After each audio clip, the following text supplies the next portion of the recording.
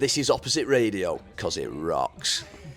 Last time we toured, this guy over here on the third day completely lost his voice. So on the fourth day, we drank way too much in Richmond and in Baltimore, and I think it just kind of caught up. So, yeah. But the secret is bitters and soda. Bitters and soda. That's the secret trick. and tea, right? Lots of tea. Bitters and soda. Soda. Hey, all right, there we go. That's actually not a bad one. It's like Henny and ginger ale. Henny and ginger. Gin and juice. Oh, there we go. Juice, yeah. Thank you. Hey guys, you are now Yeah. in the Netherlands. Is it your first tour overseas? It is. It is. Absolutely. First, we've only really done the East Coast of the U.S. Only Philly, Richmond. Richmond's probably the furthest we've gone. No. We done Austin. Oh, Austin. Yeah. Right. You're Of right. course, I met you in Austin. Yep. And that's the reason that you're here. Actually, honestly, pretty much, yeah. You inspired us to really apply for Left of the Child, and here we are. So, Yeah. that's great. Yeah. We're seeing kind of the suburban Netherlands. Right now. Yeah. Not really the Netherlands. Yeah. Okay. Oh, this I'm is loving in it the though. Netherlands, yeah? Yeah, this is Netherlands, but this is not Rotterdam. Oh, okay. This is sort of. Yeah. Hey, but you're going to Rotterdam on Wednesday, Thursday, yeah? Thursday, yeah. Yeah, 2 shows left of the dial. Thursday and Friday. And then first you're going to Belgium also as well. Brussels, one. Brussels and Beach. Beach. Tomorrow. Yeah. That's called the Left of the Dial tour. Yeah, exactly. Brussels? Yeah. Hey, why is the song called Rotterdam Verticals? Because I was checking out the lyrics today, and there was no mentioning of Rotterdam at all. That's true. About water, let's say high-rise buildings. Before Jeremy answers, I just want to say that is a quintessential Pamphlets lyrical theme. Is that the song title has absolutely nothing to do with the lyrics. That is true. That is actually pretty valid. Yeah. It was based off of there's Rotterdam Verticals by I can't think of the name of the artist right now, but he was like a Rotterdam-based artist, and he made this painting, and he was basically just talking about it, and then we were just I don't know, it's a cool painting, so we're just like, let's just call it Rotterdam I do want to Verticals. shout out, it's our old drummer, Yeah. Daniel Pemberton, who came up with the name. I think he saw it, I want to say he went to a bookstore and then saw like a really cool, maybe it was a museum, and it's a series Of the print, paintings yeah. called Rotterdam Verticals. Okay. And so we just thought it was a really cool name for a song. This was way before we knew we would ever come out to Rotterdam for a show. This was years ago. So it's Yeah. just kind of a coincidence, Yeah. really. Yeah. Particularly that Yeah. you're now for the first time overseas, actually because of Rotterdam. It's Yeah. The festival. pretty insane, yeah. I mean, maybe you can link it. I think it's lots of straight lines. It's very black and white. So maybe that kind of like encapsulates Rotterdam as like, I don't know, dark, will look it up. grimy, Yeah. dungy of a town. But yeah, I think it's bugging me that I can't think of the guy's name right now, but because I was reading one of his interviews about the series, and he was talking about how like doing the series like was reminiscent of like when he was working blue collar at and he was like making ships, and he was like doing the docking of the ships, and so that kind of drew influence into the actual lyrics of it. Where like, I'm tightening the screws, I'm placing the bits, so it's like kind of like I guess kind of like the blue collared like background of that, and so I think it started off with just a series of paintings that were cool and looked really sweet, and then it kind of like went into more of that, of kind of like the classism, blue collar versus white collar. The illustration on the album is not from. It's not from no. That was for one of our friends. Yeah. You didn't take that? I didn't take that. No. I think you know Steve, right? Yeah. So our buddy Steve is like a really cool like filmmaker, photographer, and he's done a couple of our music videos and photo shoots. But that's a photo that he took of his friend in this like really cool park in the middle of Wall Street in New York. So I think it's like very fitting. It's kind of like tucked away too. Like a random green space that's not really known of that's in Wall Street is kind of special, I think, to us. And that has a lot to do with like the thematic elements of our songs, because we like to say, like fuck capitalism and all that stuff. I'll leave that more to you. I mean, a little more in depth than that, but But to have like a cool secret green space in Wall Street as the cover of our album really like, says a lot. yeah. And it's actually kind of funny how there was a person in that photo, and then you actually cropped him out. Yeah, well, it was actually our buddy Steve who was actually like laying in the middle of the field. He Yeah. didn't take the photo. Yeah. His friend, who's a really cool photographer, took the photo. I'm blanking on his name. Yeah. George. That's what his name. But like also removing the human element of that original image says a lot too. With I think a lot of your lyrics. Yeah. Yeah. And then obviously just post-punk loves buildings. I think there's a lot of like Bauhaus building type stuff. Yeah. So yeah. That's cool. This cool. Thanks. I met you 2 times before. The first time was in Arlene's Grocery, I think. Yeah. Yeah. Manhattan. It was around the time that you had already some music out. Because in 2021 you put out your first. That was a while ago. Yeah. Yeah. Yeah, we only had a couple of singles out maybe. It was like It Feels Like and maybe It Feels Like was the first one, eh? Yep. A really, really good one. Yeah. Also at the time that I started with my new music playlist. And you, I think, reached out to me, and it was a really, really cool. Yeah, 'cause Yeah. I was listening to your playlist on Spotify. Yeah. That's how I found a lot of my favorite artists in like the new post-punk genre. Crank wave, as they say. And then I was like, we need to be on this, guys. So then I just reached out to you, and then the rest is history. Yeah. Unfortunately, I traveled to New York, of course, often, so that's the reason at some point I spotted you. But I read that you didn't met each other in college or something. It was an ad on the Craigslist. Yeah, I mean, I initially just put up an ad on Craigslist. I was in What was the ad saying then? Well, I was in another band and I just wasn't super happy at the time, and I really wanted to play post-punk music. So I just like said, post-punk band. I'm a bass player looking for a drummer and guitarist, trying to sound like XYZ different bands that I liked. And in Craigslist in New York, no one else responded except Jeremy. Yeah. And I forget whatever your response was so good. It was just, You signed off as Jeremy, and I was like, I think I know who this guy is. I was like, is this Jeremy Marquez? And I just texted him on the side. We've known each other for like 3 years before that. Craigslist. Yeah, we knew each other for a while before, and then just saw the Craigslist ad, and I was And like, we both kind of knew we wanted to start a post-punk band, but like we never talked about it. So it took Craigslist for us to finally like meet and actually start it. Yeah, cool. Yeah. And you hopped on then at some point. I was the late free agent acquisition. You were late in the draft. Exactly. a late bloomer. Yeah, exactly. It was probably more than a year ago, but Year and a half. year and a half. Yeah, because you were not the drummer at the time that I first saw them. Right. There was a different drummer, Daniel. But Ben and I worked together and also had similar music tastes. And I'd been to a lot of Pamphlet shows as a fan. Already? And just, just hanging out. And I think you texted me out of the blue in August or last summer. And do you want to drum for Pamphlets? I was like, hell yeah. And that was it. And now here we are. Yeah, it was literally, I think, the day that our old drummer Daniel left the band. I always knew Aiden, we've jammed before, he's just a good friend. And that day, I was like, dude, you want to join? And it was an immediate yes. Yeah. And the rest is history. It's been great so far. Yeah. Cool. Yeah, very good. yeah. You are not working full time as Pamphlets, I know. Because you work in the music industry yourself, but in a different job. Yeah. I don't know exactly what you are doing, but is it something that you still aspire?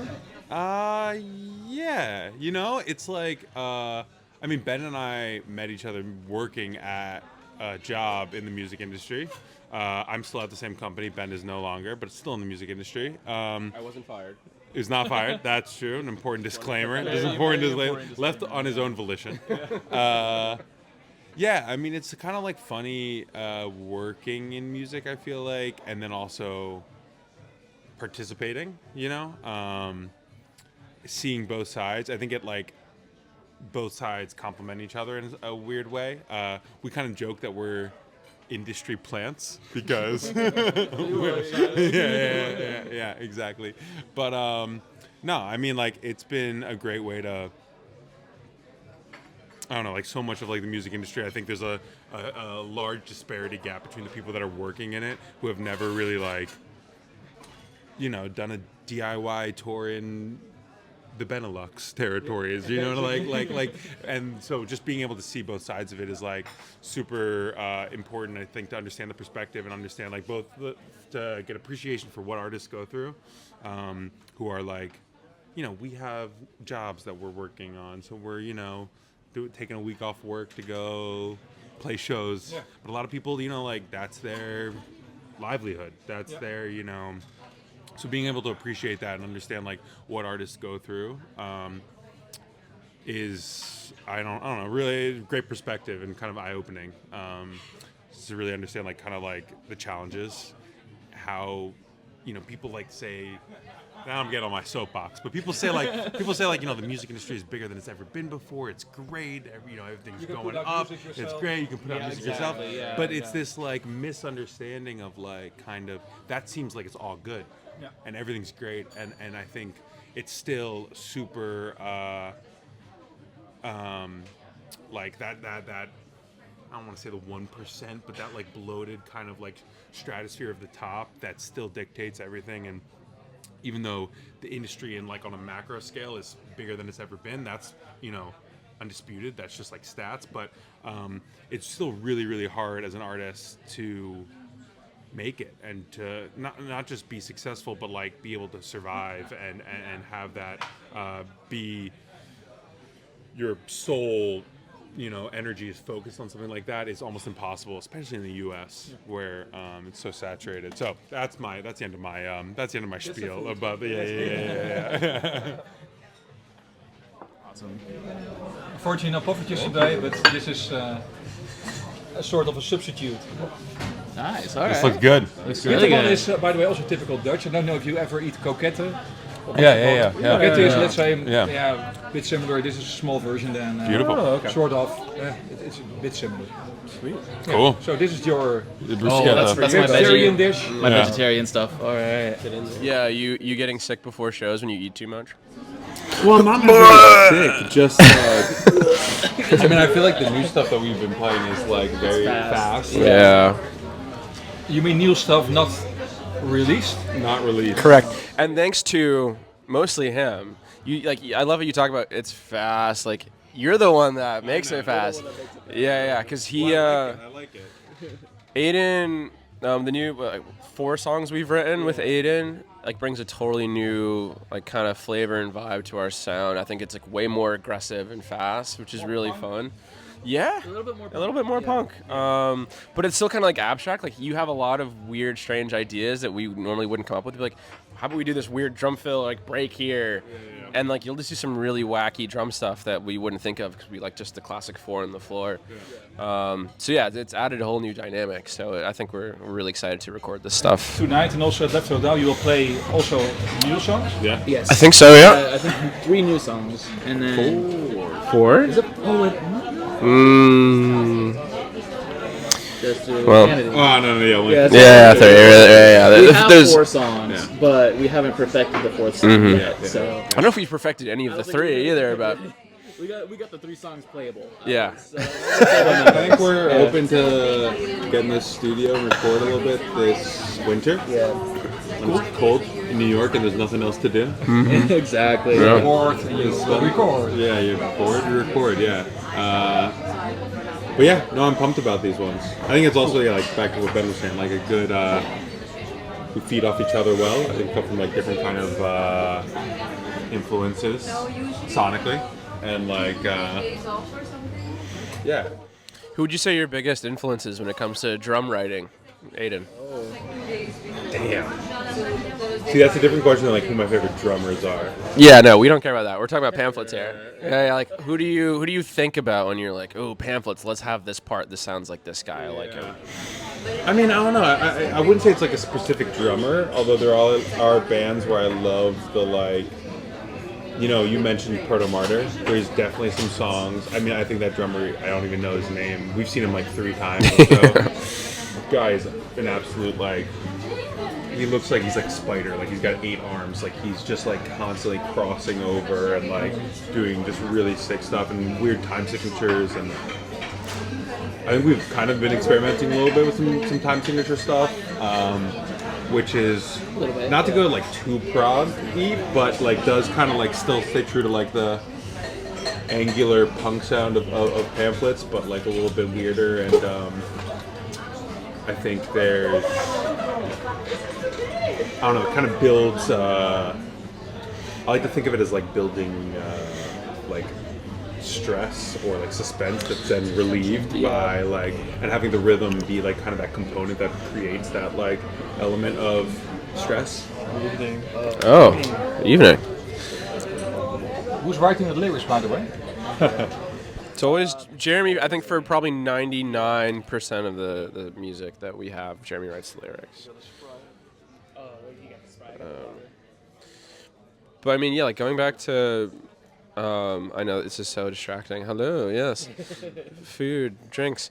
But I think that, yeah, with the new drum stuff, it's so fast. Like we don't do crazy time signatures. Like we don't do 7/4 or like, 3/4 or something. But I think we do a lot more like tempo changes mid song, or like a lot. That's because I just can't keep time. Well, he said it, not us. Hey, I call it a tempo change. also another thing, because you need to leave at some point to the other place before Africa. You know that Left Dahl always have this short summary, let's say simplified description of a band. Did you read your own description? Yeah, I loved reading all of those. Oh yeah, go for it. Yeah. Well, no, because I think they asked us to send something. Oh, they don't do this themselves? Oh no, they do it. No, I think they're thinking of like the jingly, the jingle. I forgot which one. Yeah, it's like Solid melody, solid melodies, on point vocals. noisy jangling, inject. I rip. I love it. I think well because it's like it's so hard to describe yourself and describe your music. I feel like it's kind of like also like I don't know, it's like weird to do it because it's like, oh yeah, I'm this or that. So whenever there's some description like that, I'm just like, yeah, that sounds alright. That sounds cool. Yeah. There's also a description you would give other persons. So people that are not familiar with you, what would you say? What kind of music that you make? I would probably use that. Honestly, it's probably a pretty accurate description. I will say. I think it works because, like, I mean, I hate to be that guy, but like, I don't think we really fit in a specific box. Like, I've read some of those, and it's like, yeah, like that shoegazy, cool riffs. But I was like, but we're not really shoegazy, or it's like clear, like post-punk, whatever. It's like it's also not really post-punk, because I know my playlist only opposite recommends is one size fits all. The music I like isn't there. But for the other playlists, it's more, let's say, a type of music. And you, at some point, shifted a bit away from this type of music, which is fine, because I listened to the music today and I really like it. From the last album, the first 3 songs still stand out, and the final part and the mid part, not that much. that checks out. So it's still 4 or 5 songs that are really good, but every time I'm hesitating, should I put it in the post-punk playlist? And I put it in, I listen to it, no, it doesn't fit. Yeah. It's fine, because your music is cool, but maybe it's good that you a bit are now, can you stand out a bit from this whole... Well, that's the thing, I think it's like hard to describe, and I think we do kind of straddle a lot of different genres, just because of our influences and how we write, which is why I think it's a really nice description that they just like broke it down to cool melodies, cool vocals, and like jangly guitars, like because that's just all it is at the end of the day. But I think that those all can hit like indie or post-punk or even just punk or like garage rock, whatever. So I think it's pretty accurate. I really loved the description they made up for us. It was nice. I think it's great. I think probably I would like the punk more then. Hopefully. Yeah, I guess. I don't know. I have to say, I have a short attention span, so if songs are 5 minutes, I usually... My guy. This is why I love Marco. But that's because they're all like 155 BPM. That too. They're short because we just get tired of it. But that's the thing, like, I've said this so many times, we're like, let's write a slow song, let's do whatever, like, let's have some, like, really cool, like, bridges and long breakdowns. And my thing is, anything that's over 5 minutes, I don't want to listen to myself. 5 minutes is already long, Right. but I will, at some point, well, if it's really good, I will still think it's fine. But usually 2-3 minutes, Yeah. 4. Yeah. Tops. No, I don't even think we have any song that's 4. I think games is at 4. okay. I think that's the only one that's at 4. Sometimes I think bands are just trying to increase the amount of time. And I Yeah. think after 3 minutes with the edit, it would be the perfect song. Yeah. Yeah, I will say though, I do want to. You always keep vetoing it, but I do want to do just some like 10-minute long song. Just go really. The really final long. song you can do whatever you want. Exactly. Yeah. Have it just like so long. Yeah. That it's just like. But not do it as the first of the second or Oh the third no. song. Yeah, it has to be the last one. Mm-hmm. For sure. Yeah. Yeah, like a death by preoccupation, something like that would be really cool. But I wouldn't ever want to play it live. Yeah. It would be exhausting. And like, who wants to? Like, I'm at a show. Like, I remember we saw Viagra Boys, after their first album, and like they just did like a 20-minute rendition of one of their songs. I had to go outside because I was like, I can't listen to this anymore. I got so annoyed and tired of it. Some people like it, but I can't do it. I love sports. Hey, I thought it's funny that you check out your Spotify monthly listeners and people that from which countries, cities people are from. Did you check it out recently? No, we've been looking at it. Oh yeah. It's it's a lot. No, it's like it's kind of surprising and kind of cool. I guess that's like Rotterdam, Amsterdam, The Hague, Utrecht, The Hague, yeah. Brussels in between. Exactly. Mm-hmm. Those are our top cities, honestly. Like Not Brooklyn is Brooklyn. gone. Brooklyn Brooklyn is hates it. No, like it's crazy. So like since we've gotten on Left of the Dial, our listenership in Europe has surpassed the U.S., which is pretty wild. I never would have guessed that. tired of us in Brooklyn. Yeah, because it's not just like Netherlands or Belgium because we're playing, like, even the UK, like Italy's going up, like Germany's gone up. It's really cool. Yeah. But now Netherlands because of Left of the Dial. Especially, people yeah. listen to it more because you check out the lineup, of course. Right. Yeah. That's cool for you. Cool. Yeah, it's exciting. I'm just curious to see, like, after we play Left of the Dial, what happens. Like, does it finally come back to the U.S. Can or? it help you also then in the US for festivals like New Colossus or South by Southwest? We're hoping. That's a good question. Because New Colossus is a typical festival like Left of the Dial, but you didn't play there before. We didn't. Yeah. Which is a bit odd because if you look at the whole lineup, there are a lot of bands that I also like Yeah. from New York that No, it's later. I think the first time they did it, we did apply, but we were also kind of so we didn't get it. And then and then for a while we just kind of just didn't apply because we were just like, I don't even know why. Maybe a bit jaded that we didn't get accepted the first time. But, we move on. And then last year we did get invited. We didn't apply, but we did get invited to play. But we just we weren't unavailable, and I think this year we're gonna apply again because a lot of our friends do play. I cannot be there, but it's cool to play a festival also in your hometown, I think. Like Left of the Dial. We did, I did apply us to do classes and also the South by too to see.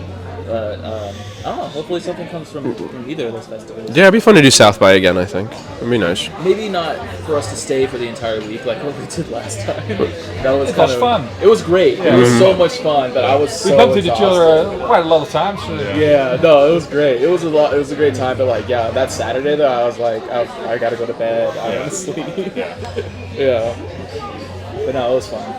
Good luck with Left of the Dial. And tonight, of course, here in Dordrecht.